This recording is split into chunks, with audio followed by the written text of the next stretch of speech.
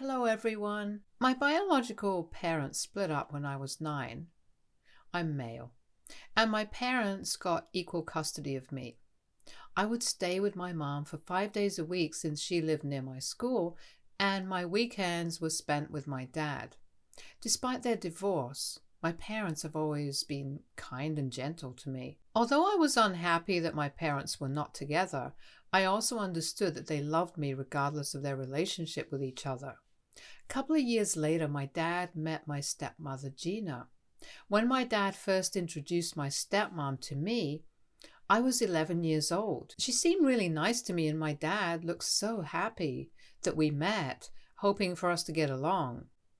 So she had twins, Emma and Emily, who were both 14 years old at that time and had basically only been raised by her since her father had been absent from the time of their birth.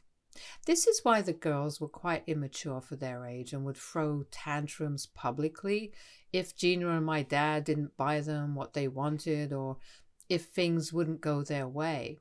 I was an introvert and completely opposite to them, so I would sit silently and watch them embarrass themselves.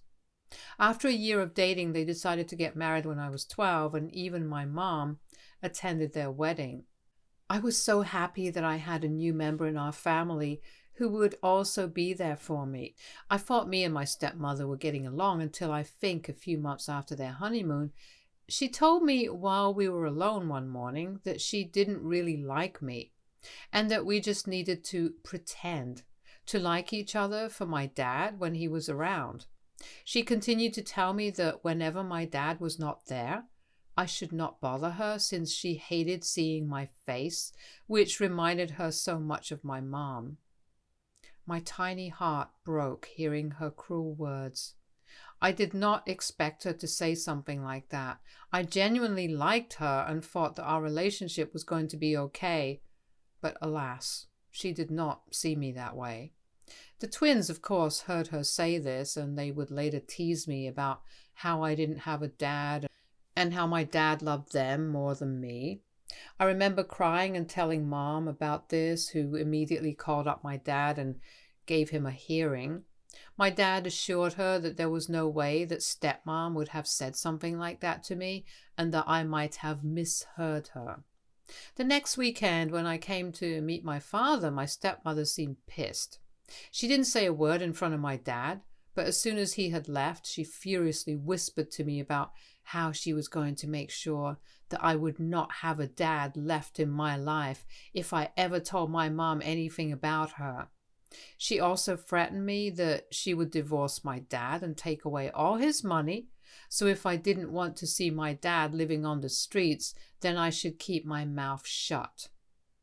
I was just 12 years old, and I was frightened for my dad, so I just nodded my head in agreement. From that day forward, Gina made it her personal mission to make my life hell in every way possible. And because I was a child, I thought I would have to take it with my mouth shut. Whenever it was just me and stepmother, she would say things to get to me, and I would just not say anything, hoping and praying that she would stop bullying me. She would talk about my height, my weight, and would say how ugly I was. I hoped my dad would notice, but he never did. In fact, he thought Gina and I had a good relationship and would force me to go shopping, eating with her and the kids. She would take my dad's car to pay for our meals, yet she would not let me eat anything in the restaurant. I was only ever allowed to have soup or dessert, but no main course. I would sit miserably watching them finish off the main course while crying quietly. I would then come back home hungry, and she would then force me to go to bed hungry.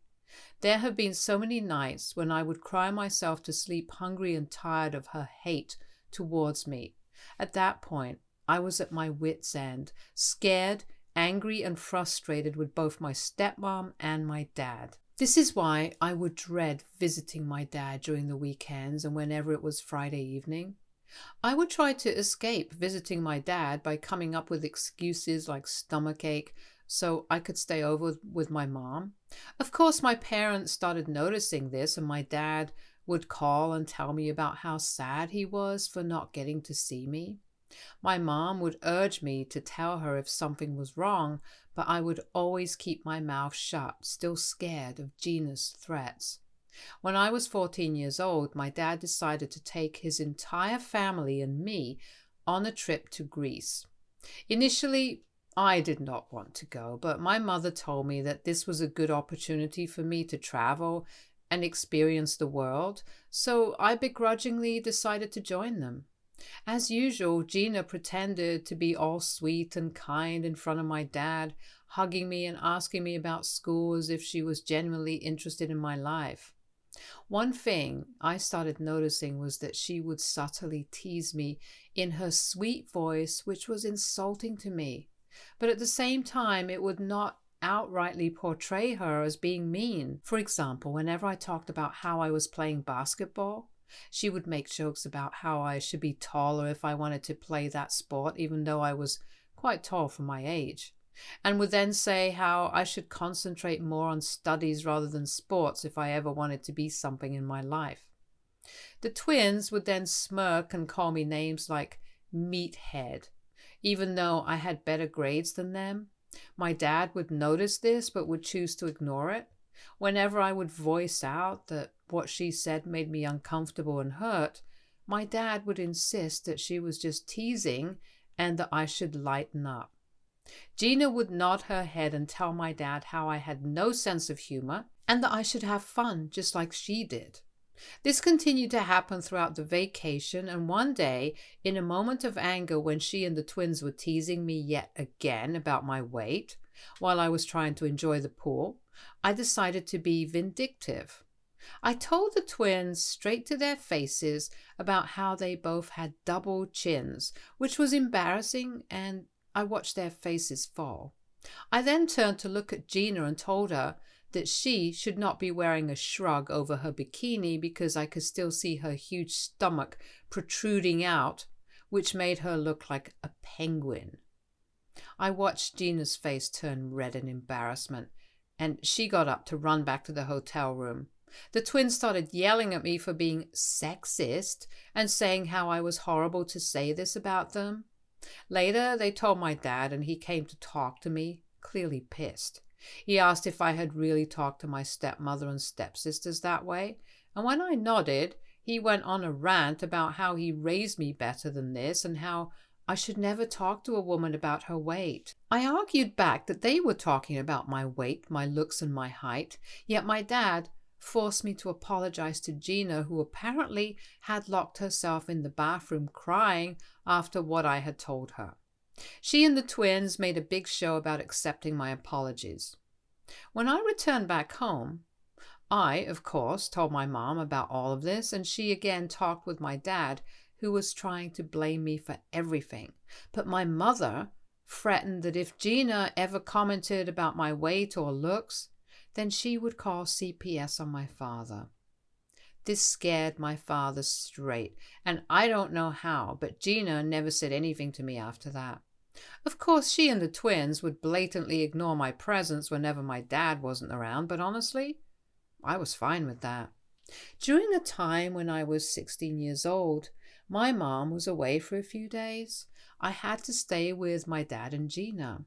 Gina had been complaining to my dad for a few days about how she hated cooking for one more member. So my last night, I decided to take over cooking dinner since my mother had taught me to cook from a very young age, as she wanted me to be independent. When my stepmom heard that I was going to cook, she told me that she wanted to invite a few of her friends also.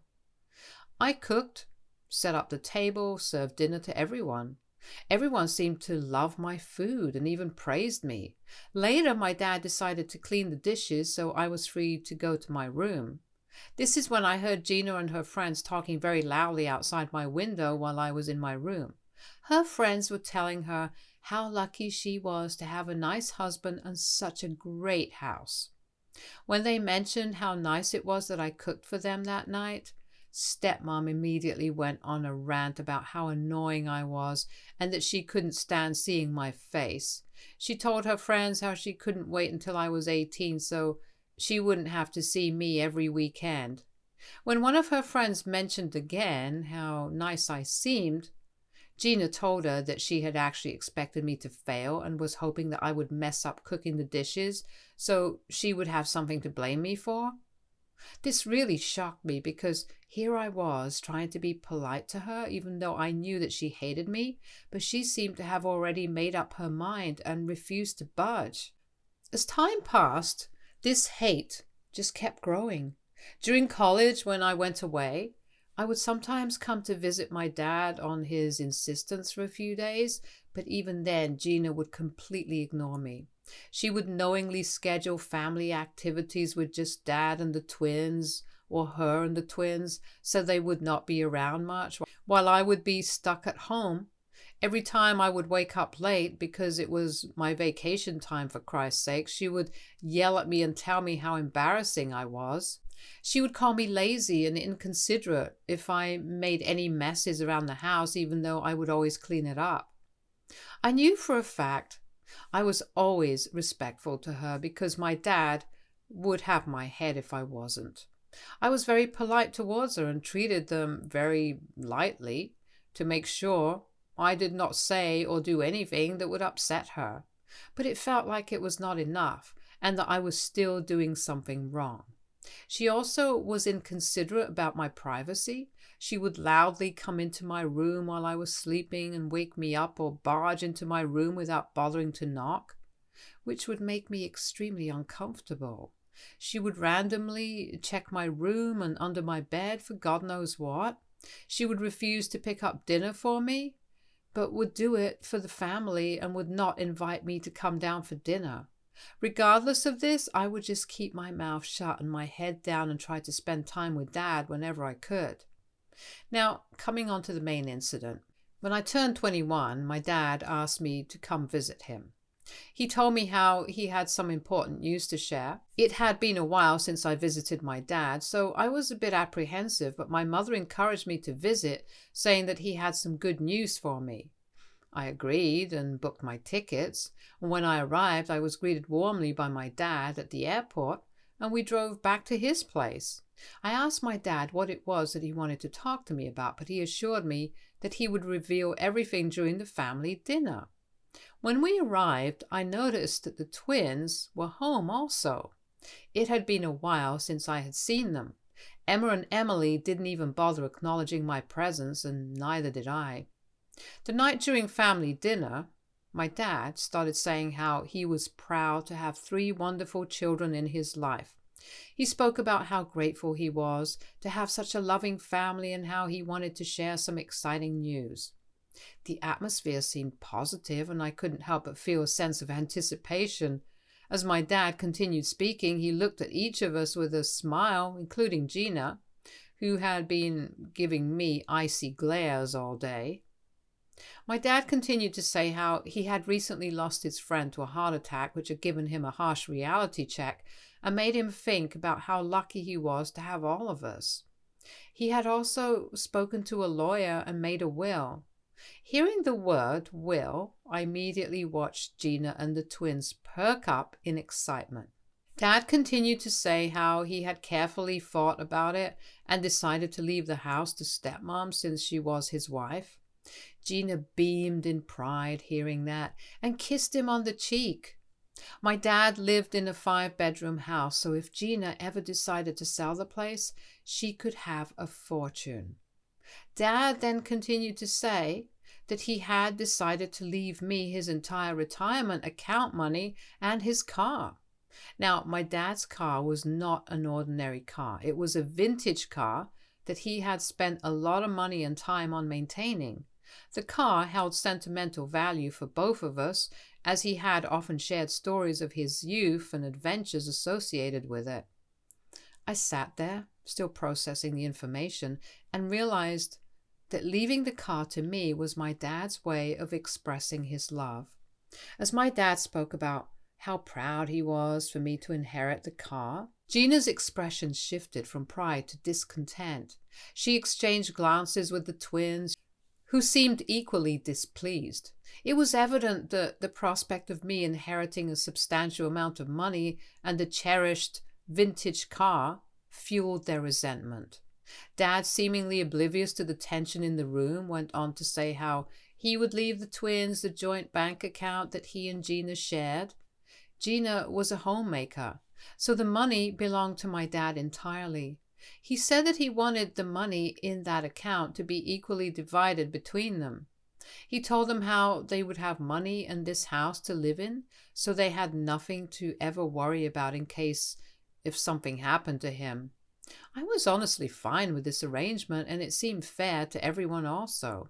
However, the twins immediately expressed how they had expected more, and that my dad should leave them his retirement account also, since I did not need it anyway. When my dad asked them why they would think so, Gina started saying that I was a guy, so I should find my own way of living, while they were women and would need more money for financial stability. My dad reminded Gina that he had already provided her children with college funds, and now they would even get their house and bank account, so they had absolutely nothing to worry about. Gina kept insisting how I didn't deserve so much money, but my dad reiterated that his mind was made up. I was sitting quietly and listening while they continued to argue. Suddenly, out of nowhere, Gina burst out crying. We looked at her concerned, and my dad told her that this wasn't even something to cry about since he had fairly divided everything. Gina, between sobs, started saying how she had kept her mouth shut for all these years to protect the family, but that she could no longer take it anymore. The room fell into an awkward silence, and my dad and I exchanged puzzled glances. Despite the tension, he gently urged Gina to share whatever was burdening her. Amidst sobs, Gina began to say how a few years ago I had tried to force myself on her, but she had tried to hide it to protect me.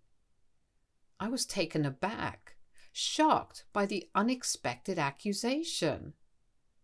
Before I could even process what was happening, Gina began to elaborate on her false claims. She told my dad that after our vacation in Greece, where we had that argument over weight and height, I would always stare at her and try to come into her bedroom uninvited. I sat frozen in my chair as she continued to fabricate a story about how I would try to barge in every time she had a shower, or come too close to her face when we were alone. She told my dad how she dreaded having me over every weekend because of this, since she was afraid that I would do this with the twins too. I tried to defend myself, furiously denying the baseless accusations and yelling at her for having the audacity to even make up such claims. But Gina continued to cry like a victim. She spoke about how I started to grow older, I would make her more and more uncomfortable, and on one occasion when she and I were alone, I tried to force myself on her. My eyes widened in shock, and blood drained from her face after hearing such a huge accusation from her lips. My dad looked confused and concerned, and his eyes darted from me to Gina, clearly at a loss for words to say. Gina kept telling her story, saying she suffered in silence for years, afraid to speak up for the sake of the family.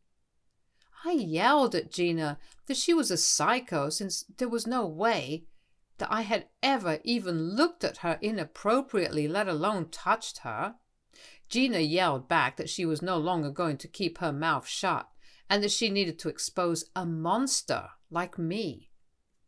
The twins started shouting at me furiously for putting their mother through all of this, and used words like rapist and molester.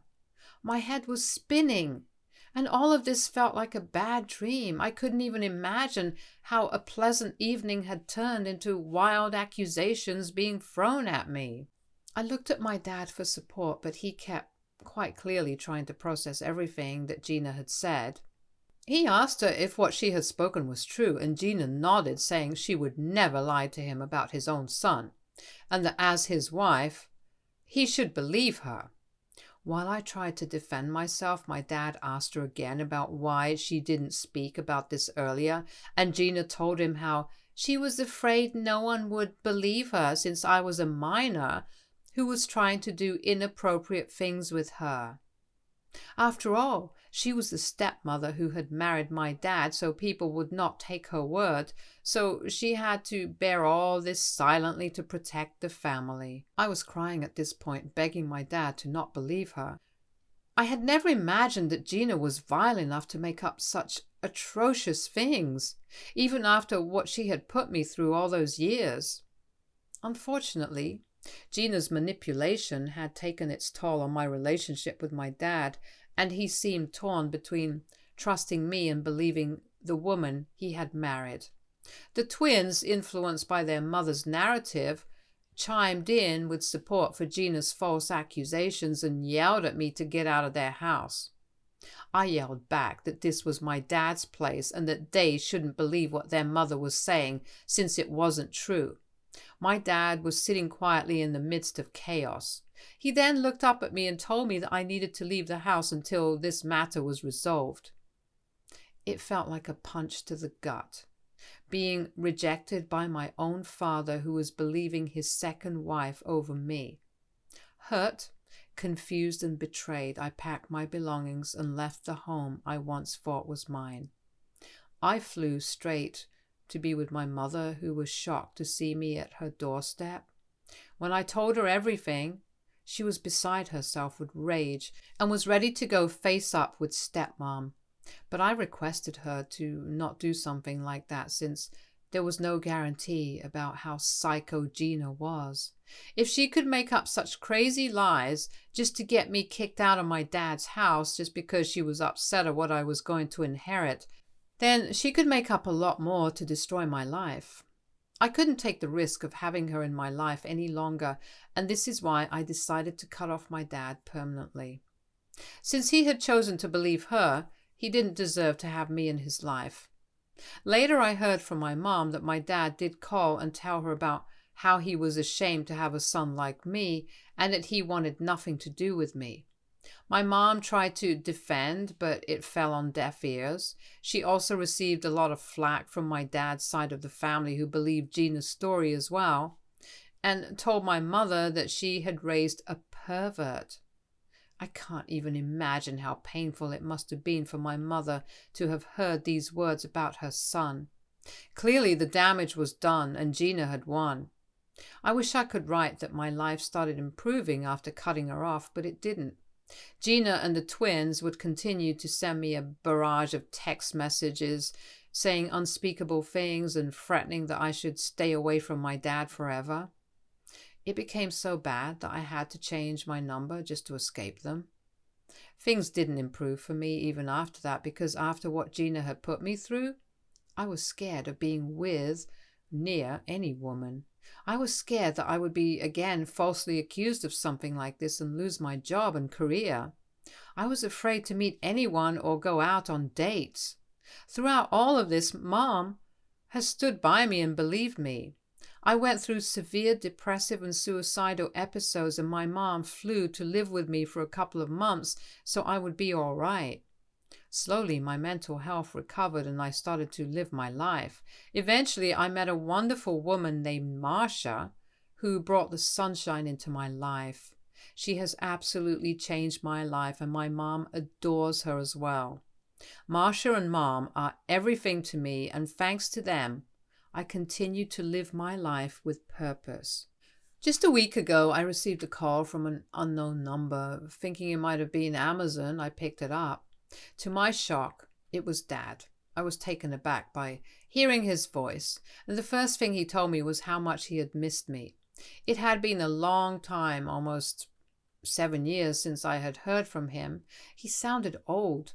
I asked him about how he got my new number, since not a lot of family members had it, but my dad dodged the question and asked me if I was doing okay.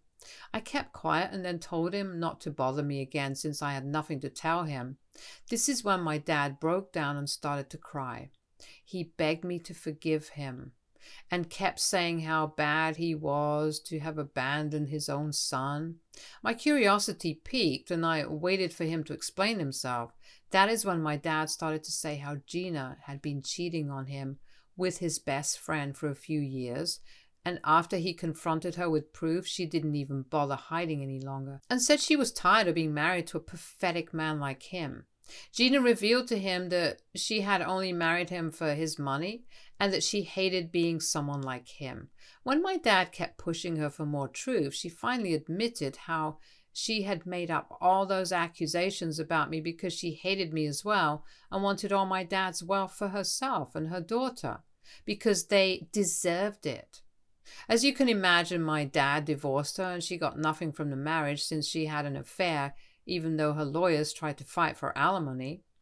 My dad continued to say how he had been waiting to divorce Gina so he could officially get in touch with me and apologize for what he had put me through. He said how he wanted to catch up on lost time so we could have a better father-son relationship. At the mention of father and son, I couldn't help but scoff. I told him that he was no father of mine after how he quickly abandoned me for his wife's nasty accusations. I told him that I wanted nothing to do with him and didn't want him to bother me anymore. I cut the call and hoped that he would get the message. However, since then, I have been bombarded with calls from my dad and his side of the family, who I don't even talk with, about how my dad has suffered enough and I'm just making it harder on him. I feel conflicted with their messages. AITA for refusing to talk with dad after he cut me off for false accusations by Gina. Update 1. Okay, so my post was locked, but hopefully it's okay now. I have posted the link and tried my best with spacing. I'm on mobile. For all the support and advice, I really appreciate and am wholeheartedly so grateful to all who helped me to see how I was. Thank you. To explain a bit further, I am not just furious at my dad for believing my stepmother over me, but also for all those years she harassed me and did nothing to protect me. I was the child and she blackmailed and manipulated me while I would keep quiet. I have never told anyone about that. I think it's time I open up about this to my mom and let her know exactly what I went through, since I know she will understand. Update 2. Hi everyone. It's been a week since I updated for everyone concerned about my mental health. I'm doing okay. Thank you everyone for being so kind. Now, first things first. I booked tickets for my mom to come and visit me so I could tell her and Marsha everything. They already knew something was up with me. I started to tell them about how Dad had contacted me after all these years, which shocked my mom. She asked me why he did so, and I told her. She had no idea that he had gone through a divorce and was furious at Gina for what she had put everyone through. Then I told both of them about how Gina would manipulate me when I was just 12 years old. I told them about how she would bully me while Dad wasn't around and would threaten to divorce him if I ever decided to tell him.